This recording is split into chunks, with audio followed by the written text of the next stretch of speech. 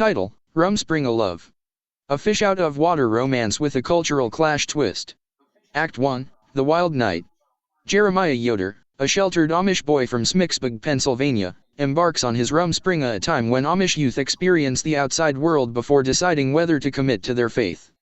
He and his Amish friends find themselves in a Philadelphia nightclub, where Jeremiah, overwhelmed by flashing lights and bass-heavy music, gets exceedingly drunk for the first time. On the dance floor, he flails wildly, drawing laughs from onlookers but feeling invincible in his drunken state.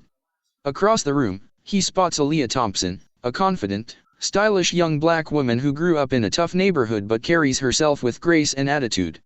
Intrigued, he stumbles over and, in his thick Amish accent, asks for her name. Aaliyah, amused but charmed by his naivete, indulges his conversation. He speaks of growing up on a farm, making furniture, and riding in buggies. She, in turn, tells him about city life, her job, and her love for music. The attraction is undeniable, and before long, they sneak into the alley behind the club, where passion overtakes them next to a dumpster. It's Jeremiah's first time, and Aaliyah is taken aback not just by his inexperience, but by his surprising endowment and the fact that he is uncircumcised, something completely new to her. Act 2, Back to reality. The next morning, Jeremiah wakes up with a brutal hangover and no memory of Aaliyah's number. He returns home to Smicksburg with his fellow Amish youth, prepared to make his final decision: stay Amish or leave the community. Torn between his wild experience and his deeply ingrained beliefs, he ultimately chooses to stay and be baptized into the faith.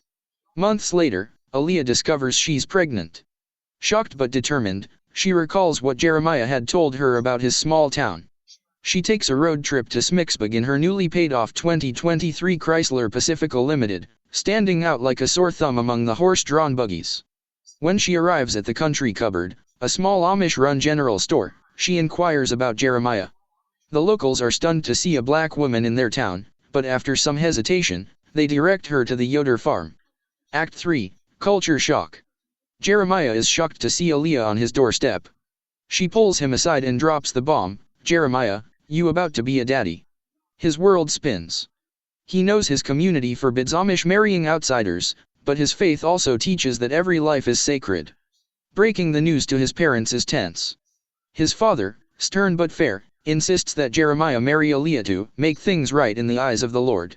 His mother is hesitant but hopeful, wanting to avoid scandal. They arrange a hasty wedding, keeping it quiet from the rest of the community. Aaliyah, eager to try but unwilling to give up her identity, struggles with Amish life. She clashes with the elders, insists on keeping her cell phone, bumps rap music in her Chrysler Pacifica, and rolls her eyes at rules like no makeup or modern fashion. "Y'all serious? No TV? No Wi-Fi," she exclaims.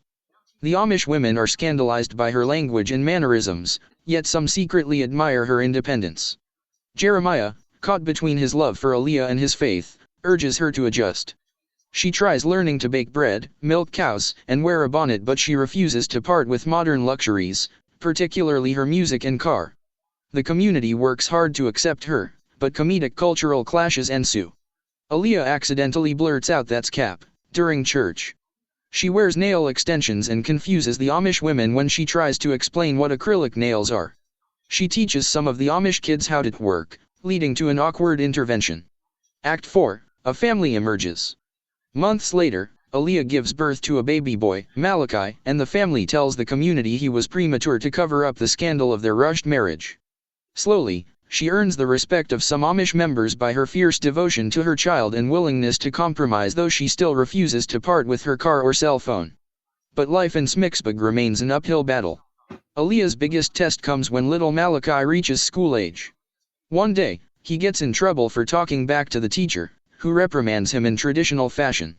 In response, Malachi stands up and boldly declares, "Don't be getting all jump salty with me." The teacher is horrified. The Amish children are confused. Aaliyah, suppressing laughter, realizes her son is caught between two worlds.